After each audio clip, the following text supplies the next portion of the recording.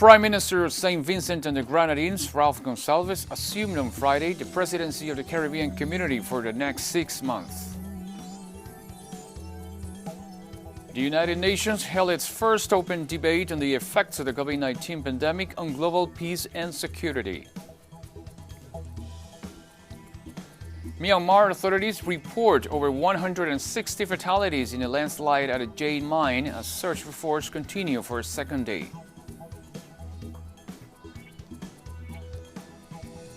From the headquarters of Telesur English in Havana, Cuba, this is From the South. I'm Ernesto Dominguez.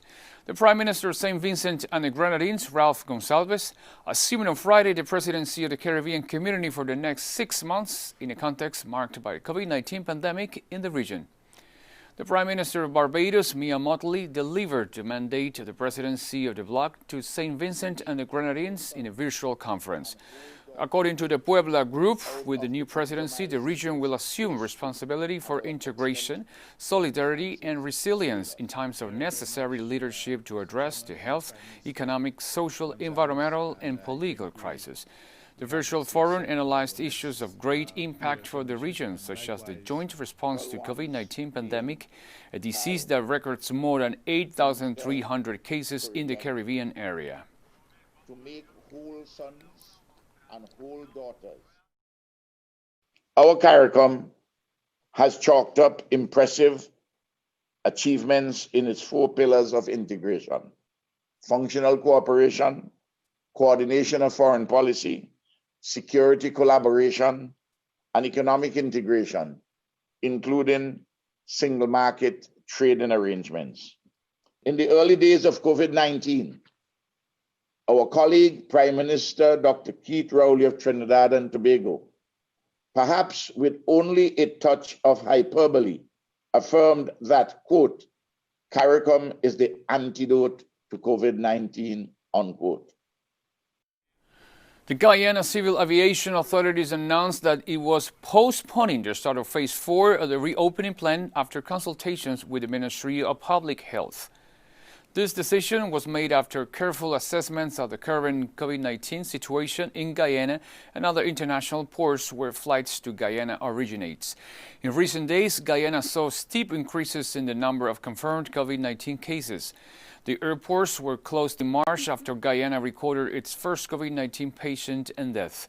The country confirmed its 13th COVID-19 death on July the 1st, and there are currently more than 200 confirmed cases, of which 116 have been recovered.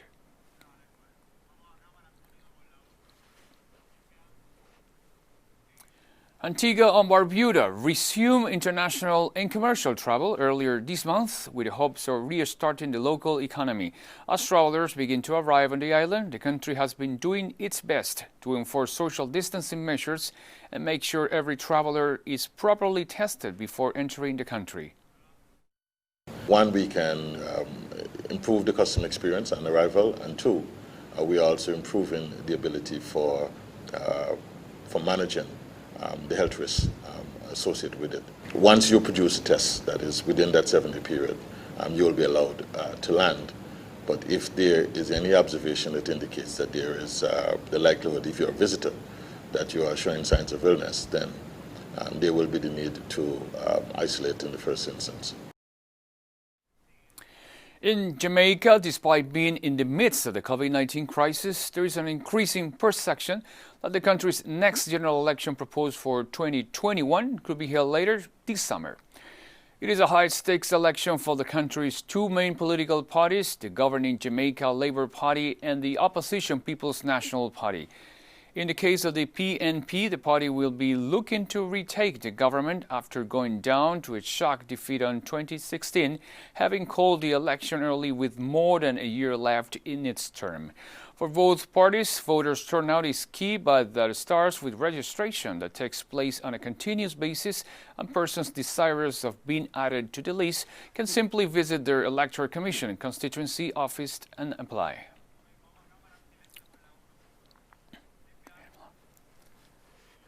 Venezuela's ambassador to the UN in Geneva, Jorge Valero, rejected the update of the report on Venezuela presented on Thursday by the United High Commissioner for Human Rights, Michelle Bachelet. Venezuelan ambassador stressed that the report includes information of minor credibility without having been duly contrasted with the Venezuelan authorities. Valero added that the UN's High Commissioner for Human Rights report also excluded the major achievements reached in the national dialogue table between the government and the opposition parties. Venezuela's ambassador also said that since the last presentation of Michelle Bachelet, the government of Donald Trump has increased its siege against the South American nation, imposing new unilateral and coercive sanctions that harm the Venezuelan people in the midst of the COVID-19 pandemic.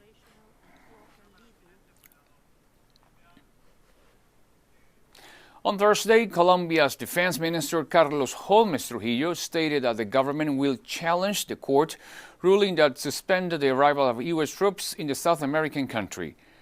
The decision of the Administrative Court of Cundinamarca orders the suspension of the consulting, education, and training activities of the U.S. Brigade in Colombia. Although Holmes assured that they will abide by the court's decision, he also indicated that he will request its annulment before the Council of State. That entity has already asked President Iván Duque to support the presence of foreign troops on Colombian soil.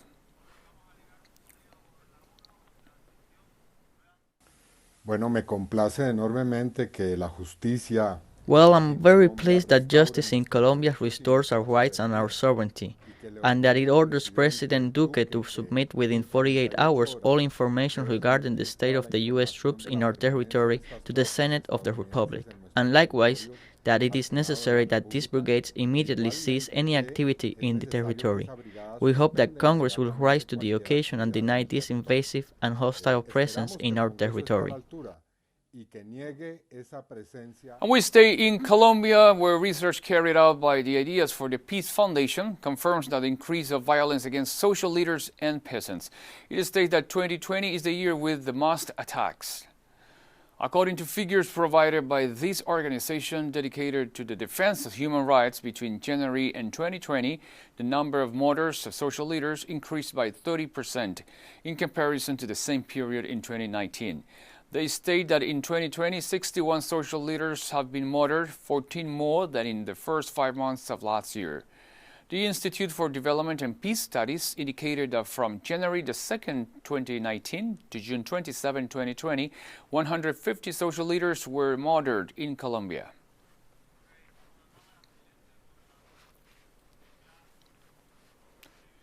In Chile, communities went out to protest this Thursday to demonstrate against the handling of the health emergency by President Sebastián Piñera.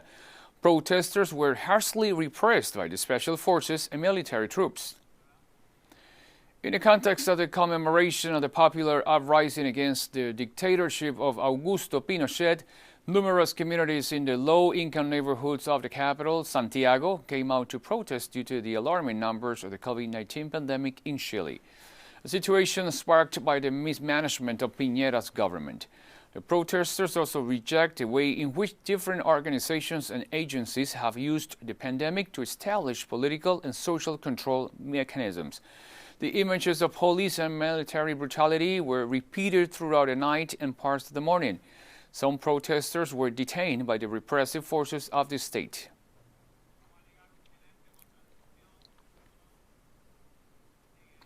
Also on Thursday night, military personnel in Villa Francia detained the volunteers working in a soup kitchen, which is part of group organizations known as Olla Común, that delivers food to more than 500 neighbors in the sector.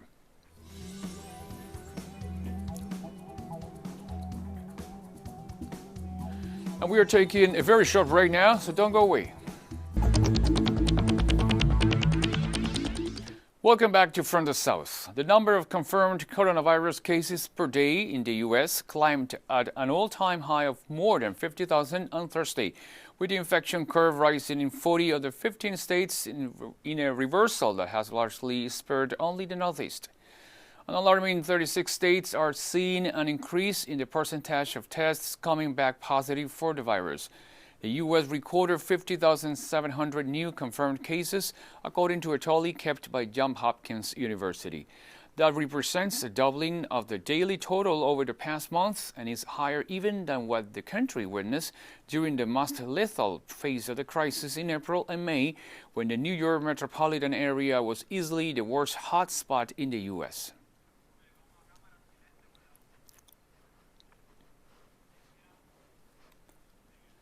Russia has rejected any attempt at foreign interference after its referendum of constitutional reforms.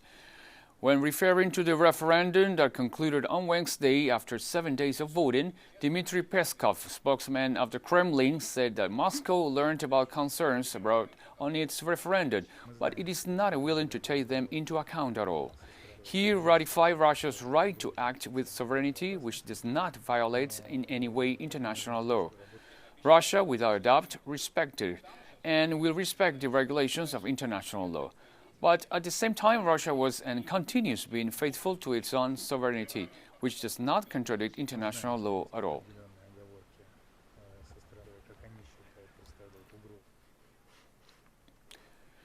The European Commission temporarily authorized the sale of their antiviral drug remdesivir for the treatment of COVID-19 patients. According to Stella Kyriakides, European Union Health Commissioner, the authorization on Friday of the first drug to treat COVID-19 is a major step forward in the fight against the disease. The decision comes 1 week after the European Drug Agency approved remdesivir for the treatment of patients over 12 years old with pneumonia and need supplemental oxygen. Remdesivir, which was initially developed to treat Ebola, is one of the 2 drugs that have been shown to be effective against the novel coronavirus. Remdesivir was previously approved for the use in the US, Japan, and South Korea. What we do need, and what I do emphasize again, is that we need And President Emmanuel Macron named Jean Castex as his new prime minister on Friday after French Prime Minister Edouard Philippe tendered his resignation. Castex is a top civil servant and local mayor who orchestrated France's coronavirus lockdown exit strategy. He served for 2 years as the second highest ranking official in the Élysée Palace during Nicolas Sarkozy's presidency. The announcement followed the resignation of Edouard Philippe ahead of a widely anticipated overhaul of the government by Macron. Philippe was recently voted mayor of the north coast port town of Le Havre. Macron is reshaping his government as France battles the deepest economic depression since World War II, a sharp downturn that will shrink the economy by about 11% in 2020.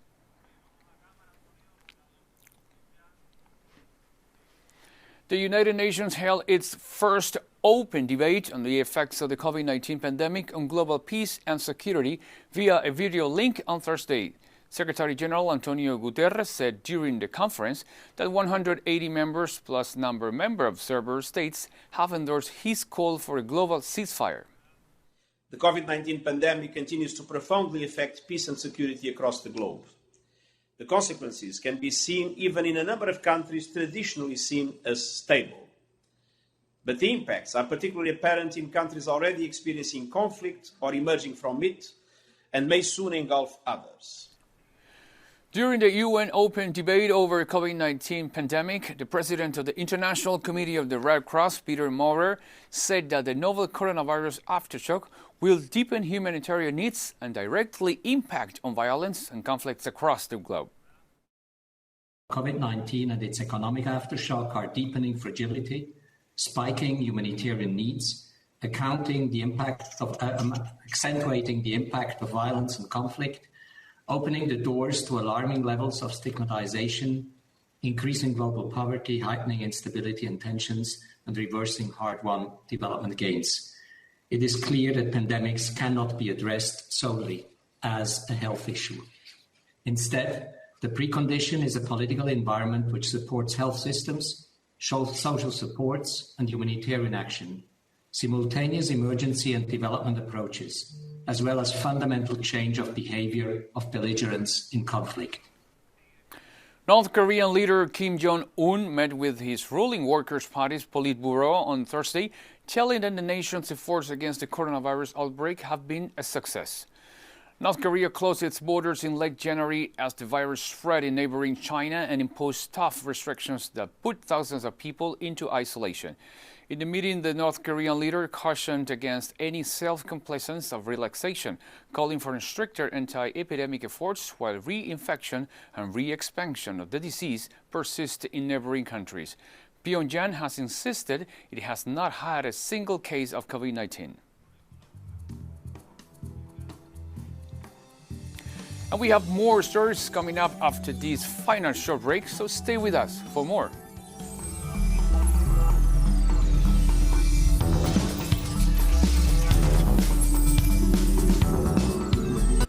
Welcome back to From the South.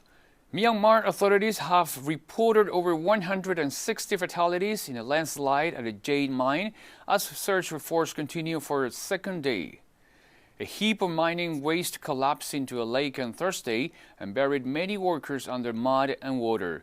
A local official from the Information Ministry said on Friday the death toll was 161, while 43 remain hospitalized. Half of the victims are yet to be identified, he said, adding that many were migrants who were living in a small tent beside the mine. Ceremony to give financial aid for the families of the victims will be held on Friday, according to local authorities.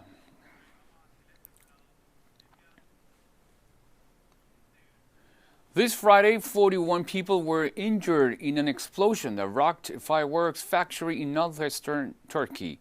Images on local TV showed a dark gray plume of smoke with sparks visible, a result of fireworks going off inside the building in the district of Hendek in Sakarya province. Sakarya Governor Setin Oktay Kaldirin said in his Twitter account that no one died in the explosion. The government's disaster agency AFAD called the explosion an industrial accident but did not give further details. Dozens of firefighters and rescue workers were sent after the explosion around 8 a.m. local time. There has been 3 separate explosions at the factory in 2009, in 2011, and 2014. One person died in the incident in 2014.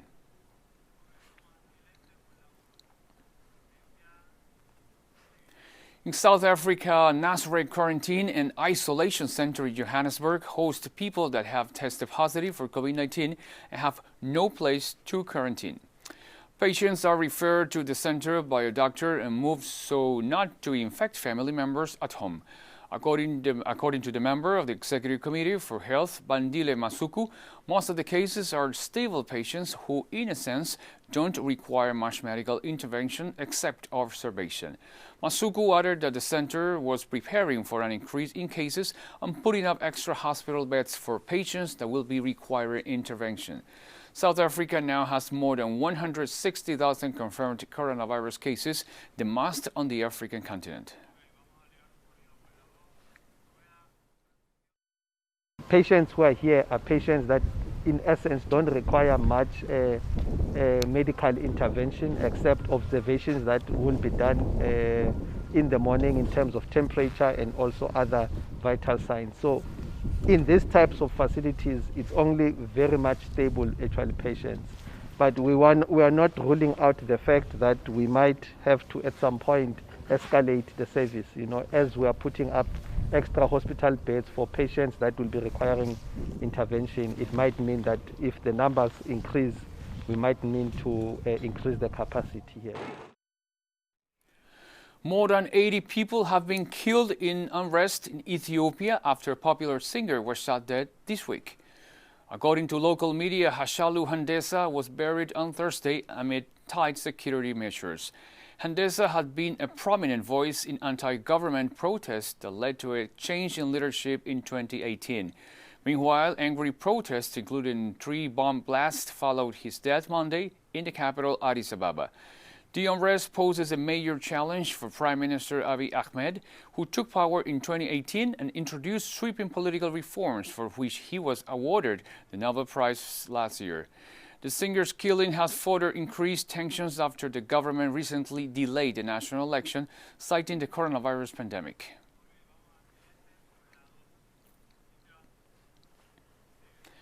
As a second wave of locusts threatens to devour East Africa's crops, scientists in a Nairobi lab are experimenting with novel ways to kill them. Swarms are the worst for 3 generations, encouraged by unseasonably wet weather and dispersed by a record number of cyclones.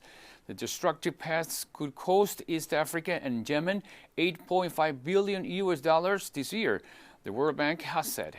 Locusts are usually controlled by spraying them with pesticides before they can fly, but the chemicals can damage other insects and the environment. So scientists at the International Center for Insect Psychology and Ecology are experimenting with biopesticides and the use of locusts as human and animal food as they look for environmental-friendly experimentation methods. Eat them, poison them, even use scents to drive them to cannibalism. If you go to some of those remote areas where the locust swarms are actually prevailing, a lot of people are eating them. So we think with this background, we think it's something to promote so that a lot more people should engage in this practice rather than shying away thinking that it is a primitive man's food. In a classic case of poacher turning gamekeeper, the fishermen of Senegal have joined forces to protect one of the ocean's most endangered species, the sea turtle.